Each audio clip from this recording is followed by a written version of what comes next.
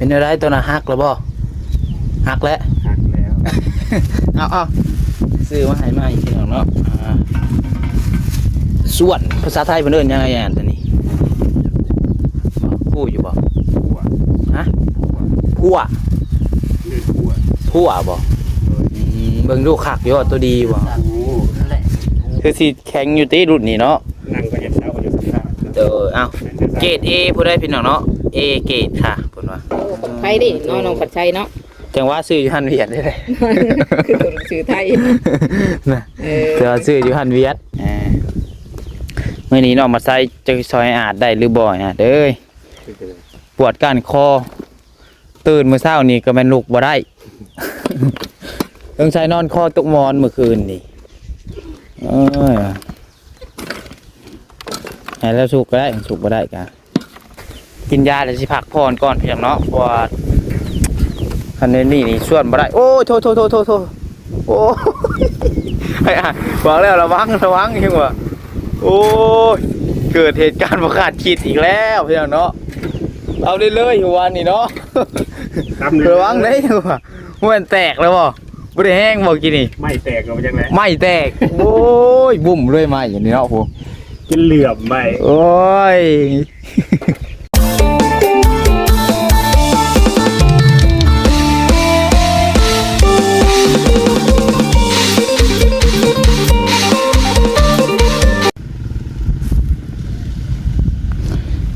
พี่น้องนี่เนาะเปิดภาพขึ้นมาพื้นที่พี่น้องเอ้ยตอนสีสวยๆแน่พี่น้องเอ้ย9 โมงปลาย10 โมงแล้วแหละพี่น้องเนาะนี่เราวัดใจก็ได้เดินทางเข้ามาทางบ้านทางเรือนของอาจคือเก่าพี่น้องเอ้ยเนาะเมื่อนี้มาสวยแน่พี่น้องเอ้ย เพราะว่าทีแรกว่าสิบ่ได้มาพอแหละพี่น้องเนาะลูกเกือบบ่ได้พี่น้องมื้อเช้านี่โทษสงสัยเมื่อคืนนี่นอนคอตกหมอนพี่น้องเอ้ยเนาะตื่นขึ้นมาเพราะว่าเสียงมุ้งปลุกอย่างเนาะสิลูกปิดโทรศัพท์ก็เกือบบ่ได้พี่น้องเอ้ยพอดีนอนพลิกซ้ายพลิกขวาพลิกไปพลิกมาเพราะว่าไข้ขึ้นจังลูกได้พี่น้องเนาะ เสียงก็บ่อยากมีพี่น้องเอ้ยแหบคอเข้ามาหาทางอาจเพิ่นคือเก่าพี่น้องเนาะเอาพี่น้องเอ้ย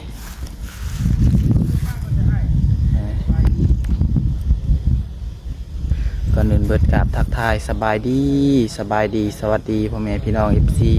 เบิดสุขูสุคนเบิดสมองทุบอลว่าสิอยู่ฝั่งลาวฝั่งไทยแล้วก็อยู่ทางต่างประเทศ โอ้ยจิบคอพี่น้องเสียงก็บ่อยากมีก็ยินดีต้อนรับเข้าสู่ช่อง YouTube น้องพัดใจChannel อีกคือเก่าเด้อพี่น้องเด้อเนาะเอาพี่น้องเอ้ยมาพบกับพ่อน้องพัดใจมื้อนี้ก็น้องพัดใจก็ได้ซื้อสวนเพียงเนาะเหมือนสวนซื้อสวนเข้ามาให้ทางอาจเพิ่นพี่น้องเอ้ยพอดีว่าลายมือแหละเพียงเนาะมันสวนตัวเก่าเพิ่นมันก็เทไปแล้วพี่น้องเอ้ยไว้ซื้อเข้ามาเมื่อใดก็พังเบิ่งว่านนี่ว่าน้องมานิ้วเพิ่นเสียวมากพี่น้องเนาะ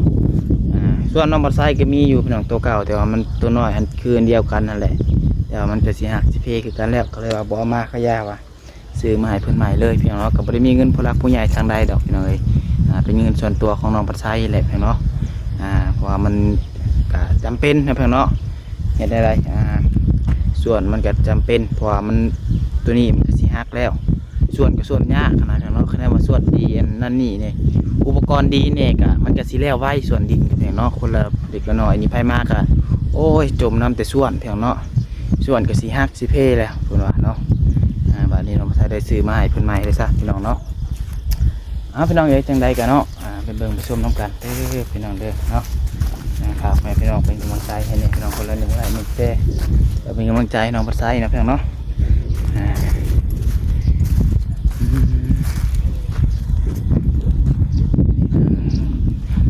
หลายคนคือสิเข้ามาหาไลน์จากพี่น้องเนาะน้องปัดไซก็มาช่วยนี่พี่น้องเอ๋ยFC ก็คือสิถ่ายเบิ่งคลิปเยอะบ่จักเบิ่งย่างไปเอาส่วนกันพี่น้องเอ๋ยลาไว้อยู่กับลารถกัน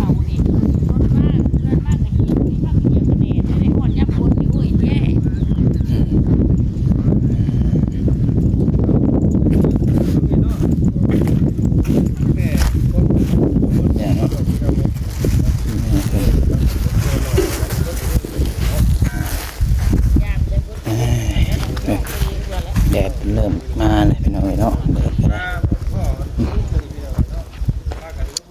พวกทางมันไอ้เงาะป่าเฮากันเนาะมาซอยแต่เช้าบ่มื้อนี้สบายดีเด้อ เลย สบายดีแอ่ะ สบายดีน้องไฟ โอ้ยนี่ได้แล้วบ่ดีแล้วด้วยแต่เช้าพวกคนมาหาหลายแล้วบ่มื้อนี้โอ้เอา ทีมงานเอาแบบมา4คนเลย ดีหลายน้อง พี่น้อง เป็นคนที่4ทีมงานมา โอ้ ทีมงานสายบุญเขาเนี่ย โดย แล้วมีทีมงานทั้งอื่นคนมา อืม สบายดีเด้อ FC ทั้งน้องไฟเด้อ โดย ใจบุญทุกทาง อ่า สุขภาพแข็งแรงเด้อมือใหม่ว่าอ่อนแล้ว โดยเป็นอะไรตัวน่ะฮักแล้วบ่ฮักแล้ว หักแล้ว เอาซื้อมาให้ใหม่พี่น้องเนาะ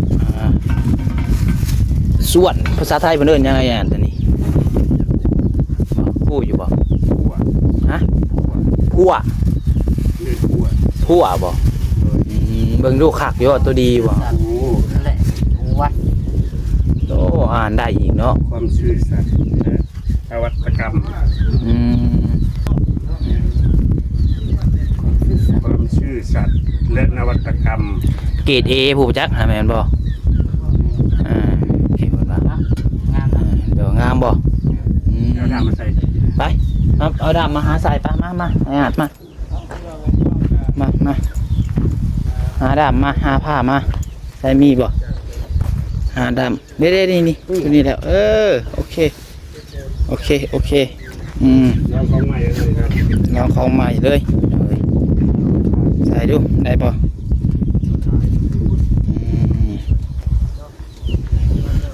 ของใหม่พี่น้องเอ้ยเอาออกก้อนเล็กตะปูอ่ะเล็กตะปูได้อยู่บ่เลยส่วนไม้มันสิบ่ฮักก่อนบ่แข็งอยู่ได้อยู่แล้วแข็งอยู่ตัดออกก็ได้นี่ตัดนี่ออกพี่น้องเนาะตัดคอนี่ออกบ่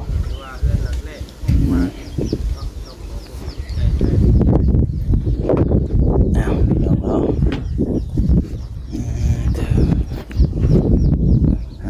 เข้ามาเดี๋ยวก็เสียวเมื่อแล้วพี่น้องเนาะใช่เห็นบ่ผ้าฮะนี่บ่ผ้ากับกระปูคอนตี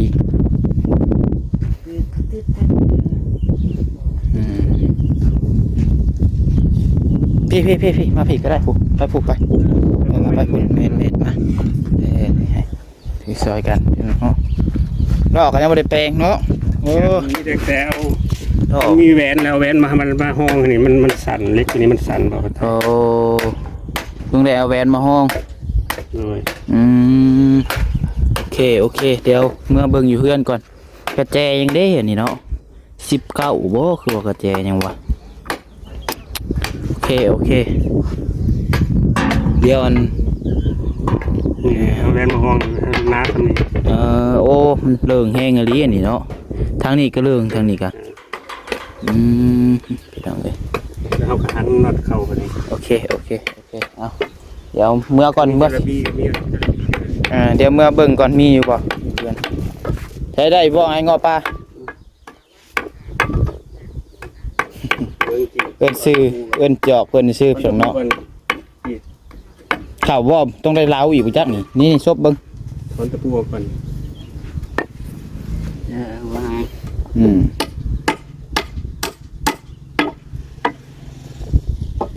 งัดออกน่ะฮอนเพลงให้พังพร้อมโอ้คักแหละแบบนี้เนาะบ่เหงาเลยเนาะมีฮอนดักห้องมามื้อนี้เนาะ สบายดีเด้อ สบายดี โอ้ย ไปกับไอ้อาดเนาะ สบายดี สบายดี โอ้ย กับกระ ใช่ ต่ายจังกูดิ ไอ้เงาะป่า แฟนสาวรจนา เมื่อก่อนได้ดูป้าบ่น้องผัดไทย แฟนสาวรจนา เราหน่อยหนึ่ง เราออก เราออก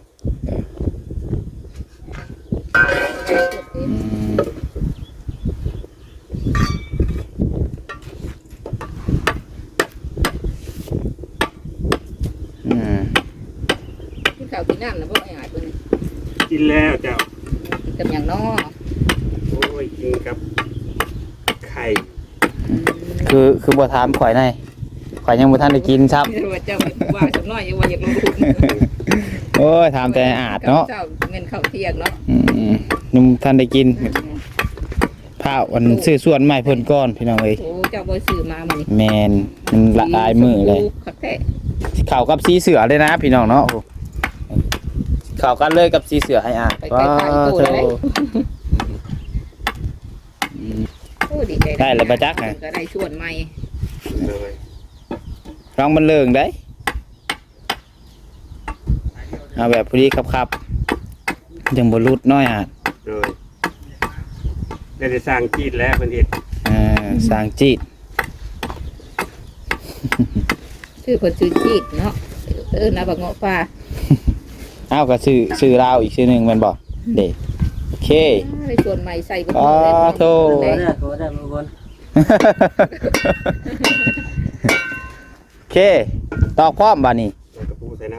ตอกเลย ำตอนลงไปอีกก่อนตอนลงไปอีกก่อน โธ่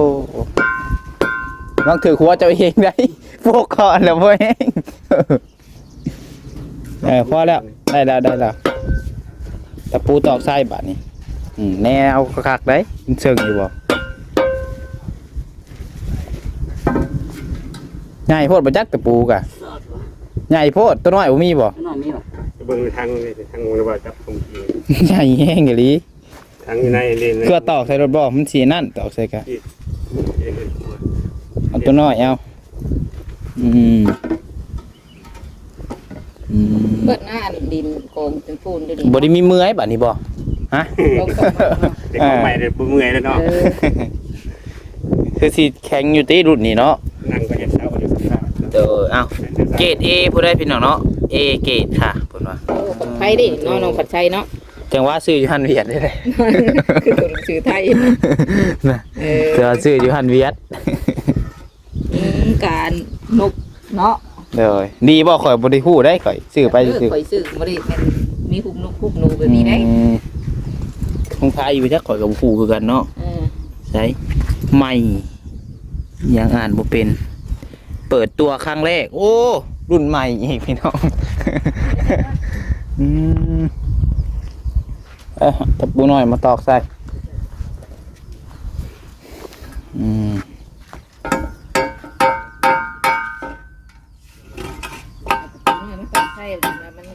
มันหักเลยพอแห้งมันเสียนนั่นเนาะถอนยากเอ้ยแตกเลยใหญ่โพด เสียงไฟน้อยเสียงของไทย หักดู ทานต่อสำนวนที่ พอแล้วมันเสียนั่น ได้ก็ดีมาตอน อยู่ได้แหละบาดย่ำดำมันหักแล้วมันเสียนั่น เนี่ยโต พอแล้วบดใส่กระยาอยู่ได้แหละ เป็นจะไรไอ้ ถ้าว่าดำหักต้องได้เข้าไปได้จะสิออกได้เนาะ มันบ่ขาวแล้วถอนออกรถมันบ่ออกดอก เศร้าแล้วบ่มื้อนี้ได้มาอีกคันหนึ่งบ่ โดยพอเที่ยง บัดนี้ยังคนมาอยู่กันเนาะตู้ใส่ที่ บ่หักตีเนาะ ซอยอยู่บ่มื้อนี้ พี่น้อง โดยสบายดี พี่น้องใช่เงาะป่าเฮาเอามาบัดนี้ได้อีกส่วนใหม่แล้วบ่ต้องห่วงบัดนี้ฮะ แม่นบ่าวคำไผเอาลอง นั่นว่าจะเข้ามา มาลอง ฝนตก มาลอง ลองก็ได้แล้ว แต่เจ้าต้องเป็นมือกล้องไง มา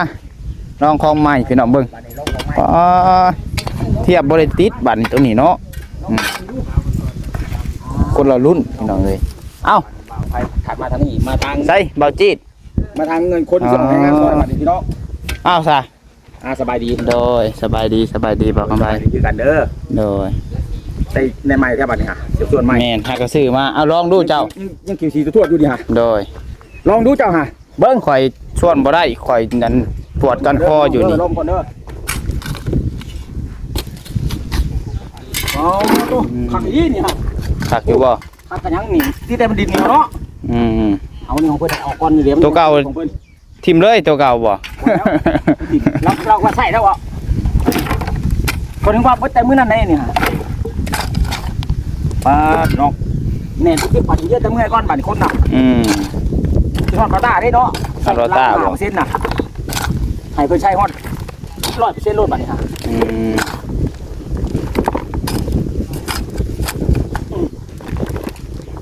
มันเนี่ยเนาะ โดยมันแข่งส่วนเหยียบรถ อย่าเพิ่งบ่ มันจังอันนั้น จะเข้าบ่ เข้าอยู่บ่ล่ะคันตัวอ่อน ค คัน อนแคนเนาะ คันส่วนตัวเก่าเลยพอแห้งเหยียบเลยฮัด ครับเลย อ้าว ไอ้เป็นคนอยู่บัดนี้ เจ้าหาแล้ว อายุจักวังโทกบัดว่าไหนบัดเขาวังไหนนี่ โอเคเนาะโธ่ไอ้เงาะป่าเฮาได้ของใหม่ยังใส่ของเก่าอยู่เนาะโอ้ย ดูว่าส่วนใหม่ เอา ส่วนใหม่ลองดู ลองเบิ่งดูของใหม่นี่ ลอง ฮะยังบ่อยากลอง คือสิไวกว่าแท้เนาะเหยียบเลยเหยียบ เหยียบรถมันแข็งอยู่เหยียบเอามันจังอันนะฮะ ไม่ต้องเหยียบร้อน ฮะ น่าละเอียดไหน งานละเอียด ได้เรา โอ้เข่าขักปัญญังเนาะ เราไม่เอาเกิดได้ไปกิน แบบนี้คือสิ เราไม่เกิด คือสิเต็มไว้บัดนี้เนาะคือสิแล้วไว้กูเก่าอยู่พี่น้องเลย โยนลงเลย เลยถ่ายต่อตัวคลิปเก่าหั่นแหละเพียงเรา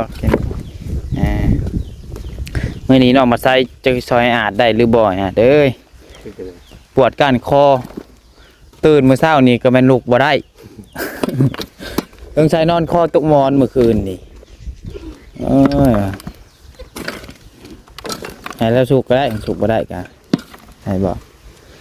นอนคอตรงหมอนพี่น้องเอ้ยฟันได้เมื่อคืนนี่ฟันว่าได้ขี่ย่นพอตื่นขึ้นมาพอดปวดก้านคอต้องใช้ตกย่นไปจัก ยังปวดแห้งอยู่พี่น้องตอนนี้ก็ตีงแห้งบ่อยากได้เดี๋ยวคอยได้เดี๋ยวพังเบิ่งตอนสีแรงๆกูแหละพี่น้องเอ้ยเมื่อกินยาแล้วสิพักผ่อนก่อนเพียงเนาะเพราะว่าคันนี้นี่ส่วนบ่ได้โอ้ยโทโอ้ไอ้บอกแล้วระวังยังว่าโอ้ยเกิดเหตุการณ์บ่คาดคิดอีกแล้วพี่น้องเนาะเอาเลยๆวันนี้เนาะระวังได้ยังว่ามันแตกแล้วบ่ได้แห้งบ่กินนี่ ไม่แตกเราจังไร ไม่แตกโอ้ยบุ่มเลยมาอย่างนี้เนาะผม กินเหลื่อมไม่ โอ้ย บอกแล้วค่อยๆมาเขาอยู่เขามายังญาติอยู่ได้นี่ มันกระเทินเนาะ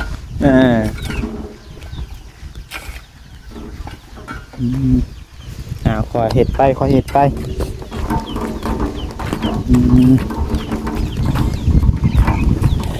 ราอยู่โลเราบุกพาโลลุ่มบ่ โอ้ประมาทแล้วก็เห็ดได้อยู่หน่อยอาจคอยเห็ดไปเนาะเราก้มบวิดดิเซิงกินนี่ โอ้ตาไม้ เด้สุกได้เรียบร้อยรอดตัวนี้กันเนาะแปลงแล้วพี่น้องกินนี่โอ้โทสัตว์มาใส่คอยไว้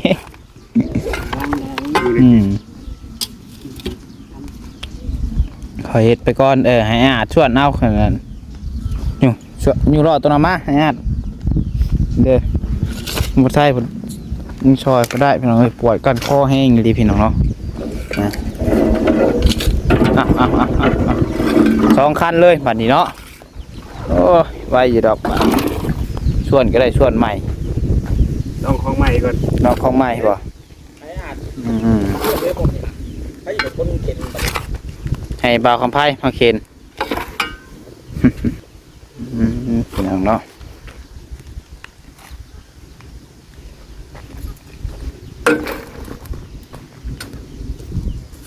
ลองของใหม่ก่อนเราว่า ของใหม่นี่มันดีกว่าของเก่าเนาะ ดีกว่าบ่ มันแหนมันยังใหม่เด้บ่ แข็งเนาะ ของใหม่มันก็พักแล้ว สมสื่อว่าของใหม่บ่อยอ่ะ ของใหม่มันยัง เสียวของใหม่อยู่ ใช้คือเหยียบบ่ลงเลยอ่ะนะ ลงที่ดาก ตัวนั้นนี่ส่วนเขาเดียวตัวนั้นนะ มันต้องขุดน้ำได้ต้องขุดน้ำอยู่ที่นั่นเป็นลูกปลาต้องแช่น้ำเดี๋ยวมันร้อนเลย เอา ร้อนตรงเล็กเลย เลย ช่วยเราอ่ะอยากไปไหม ไปเขาแล้วบ้านนี้ เพราะมันจะยังของยัน โอ้ กูจะเป็นไหนปล่อยมือเดี๋ยวครับมึงให้อาวุธสงคราม พุ่นขู่เรา ฮะ ขู่ กูไปยังล่ะ มาตั้ง ตั้งให้ยัง เอ้า ตั้ง เจ้า ตั้งปืนตั้งขากล้องบ่ แมน โอ้จะให้เป็นมือกล้องให้เนาะ ขอส่วนไป ลงแบบว่ามือเดียวนะ อืม ประเด็นมือเดียวนี่ น้องผู้ชายเฮาไปกินข้าวได้พี่น้องเนาะน้อยจังสิออกไปกินบัดเดียวพี่น้องเอ้ยจะสิออกมาหากินยาเลยพี่น้องเนาะกินยาคลายเส้นบ่เผื่อมีหยัง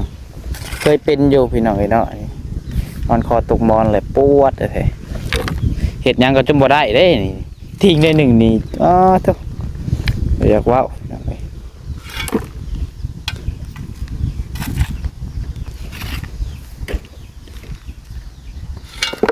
พอดีข่าวก็ขักอำลำเนาะสีเสือกับมัน ส่วนบ่ กับส่วนสีชมพูคือกันเลยชมพูขาว โอ้ย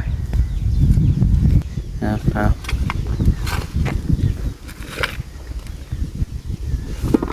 อยู่ไหม รถถอกกับ2 คันพี่น้องเอ้ย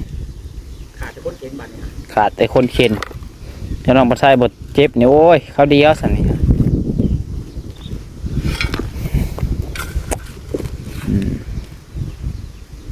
ตอนนี้ยังบ่ทันมา ยังบ่เห็นเลย นี่แหละผู้ช่วยตัวนี้ก่อน จ๊ะ ยามันเมื่อย ต่างไปก่อนเนาะซอยไปก่อนต่างหากะว่าแม่นพี่น้องเอ้ย เจ็บเองรถบัตรน้องจะขาดเองเลย อืม อยากลงใหม่อยากลองสิบรถใหม่เพื่อน นี่คันนี้บัดนี้เข้านี่คันนี้อยู่ได้แล้วคันนี้กะเปลี่ยนแปลงแล้ว คันนี้ไม่ต้องห่วงฝานเข้าไปไม่ที่แน่ๆดึงมันเนี่ย ใครแต่ช่องมือมานี่อากาศดีเนาะบ่ฮ้อนปานใดว่านนี่ก็บ่ได้ฮ้อนว่านนี่ก็ลมวอยๆพัดมาเย็นจ้อยๆพี่น้อง เอ้ามีแต่ว่าคลิปนี้ก็คือสิประมาณนี้แหละพี่น้องน้องปัดใจก็ซื้อส่วนมาให้ทางอาหารเพิ่นเนาะก็สิได้ขอโตวก็กลับบ่ไปหากินข้าวกินน้ำก่อนบัดนี้คะแนนใครก็จังสิเข้ามาซอยใหม่เด้อเด้อ เมื่อหากินยาให้มันซอยมาซอยอาดเด้อ โดยนะครับก็ว่านั่นแหละ บ่เข้าใจเด้อซื้อส่วนมาให้เด้อ โดยว่าเป็นอย่างพี่น้องเนาะไปพี่น้องเอ้ยเอาโอเคเด้อพี่น้องเนาะสำหรับคลิปนี้ก็คือสิประมาณนี้แหละเนาะน้องปัจจัยก็ขอตัวจบคลิปไปเพียงเท่านี้พี่น้องว่ามีผู้รักผู้ใหญ่ใจบุญท่านใดอยากช่วยเหลือทางอันนี้อาจพี่น้องเนาะก็ติดต่อหาน้องปัจจัยได้พี่น้องน้องปัจจัยก็ยินดีเป็นสะพานบุญให้คนทุกท่านที่เก่าพี่น้องเนาะนี่พี่น้องกระเด็นกลมมาข้างนี้นี่ป้อเจ็บพี่น้องเอ้ยบางตอนนั้นมื้อเช้านี่แห้งกระเตกพี่น้องเนาะตอนตื่นนอนใหม่ๆครับอ๋อโธ่ตีงจนบ่ได้พี่น้องเอ้ยจนจะหายบ่ได้อยู่เฮือนผู้เดียวอีสิให้กันน้องมาดึงขึ้นกะน้องผลไปโรงเรียนเบิดพี่น้องพ่อแม่ก็ไปห้านไปขายเครื่องเบิดอยู่เฮือนผู้เดียวมื้อเช้านี่ตื่นมาเกือบจัดลูกบ่ได้จัดนั้นเป็นอันอื่นนะพี่น้องเนาะมีแต่ว่าสิมาหากินยาพักผ่อนก่อนพี่น้องเอ้ยคะแนนว่าใครก็จะสิเข้ามาซอยทางอาหารเพิ่นพี่น้องเนาะเอาโอเคพี่น้องสำหรับคลิปนี้ผิดพลาดประการใดก็ต้องขอโทษขออภัยนำไปหลายเด้อพี่น้องเด้อขอบคุณ